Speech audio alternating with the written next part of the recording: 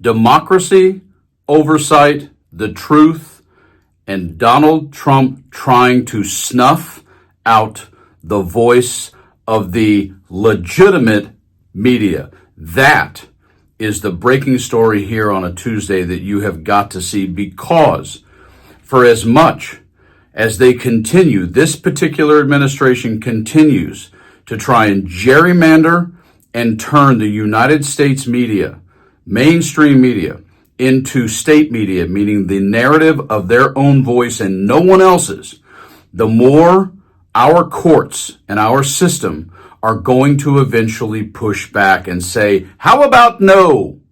And that's what happened in this breaking story, and it's so important that you see what just occurred, and there's a big ironic twist as to how this legally occurred. And I'm going to show that to you in just a few seconds, but let's take a quick listen at the snarky, full of herself, almost rude, pretty much rude, Press Secretary, White House spokesperson Caroline Leavitt talking about this very issue that happened to AP back when it occurred. Take a quick listen. Which White House official made the decision to bar the AP reporter from the Oval Office and the diplomatic reception room last night? Well, first of all, let me just set the record straight. It is a privilege to cover this White House. It's a privilege to be the White House press secretary. And nobody has the right to go into the Oval Office and ask the President of the United States questions. That's an invitation that is given. And there are hundreds of outlets on this campus, many of you in this room who don't have the privilege of being part of that pool every single day and getting to ask the President questions. We reserve the right to decide who gets to go into the Oval Office, and you all have credentials to be here, including the Associated Press, who is in this briefing room today. But isn't it retaliatory in nature is the argument, because the reason that the AP was barred, which they said was because they're not using the phrase Gulf of America, they're using Gulf of Mexico in line with their standards.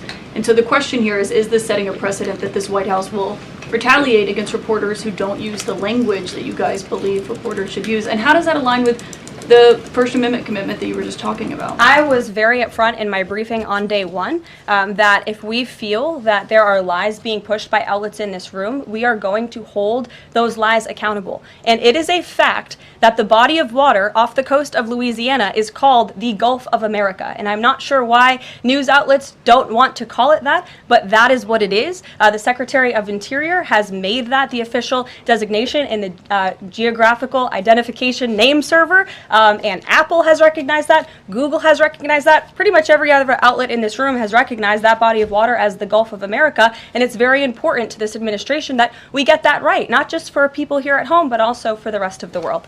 Yeah, that's pretty much been her snarky attitude since day one, and that was Caitlin Collins from CNN asking those questions. But here's the ironic part. In this breaking story, please be clear, what you're about to hear comes from a judge, guess what? Appointed by Donald Trump, who just looked at Trump and said, maybe not. Take a listen. AP, back in the Oval Office. Judge rules Trump.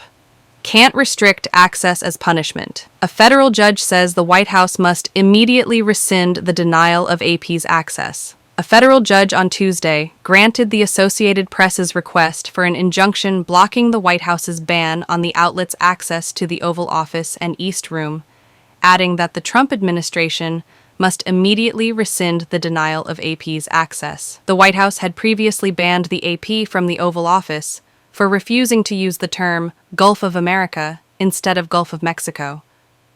The court simply holds that, under the First Amendment, if the government opens its doors to some journalists, be it to the Oval Office, the East Room, or elsewhere, it cannot then shut those doors to other journalists because of their viewpoints, Trump-appointed U.S. District Court Judge Trevor McFadden said in his ruling.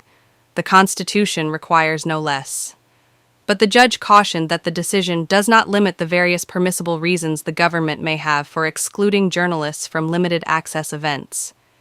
It does not mandate that all eligible journalists, or indeed any journalists at all, be given access to the president or non-public government spaces. It does not prohibit government officials from freely choosing which journalists to sit down with for interviews or which one's questions they answer. And it certainly does not prevent senior officials from publicly expressing their own views. Read the full decision here, The Associated Press was banned from the White House on February 11, in retaliation for the outlet's refusal to call the Gulf of Mexico the Gulf of America, as mandated by President Trump. The outlet filed a lawsuit to restore access on February 21. That turned out to be the first of several direct attacks on media deemed unfriendly to Trump, culminating in the administration taking full control of the rotation of reporters granted access, effectively mooting the White House Correspondents Association.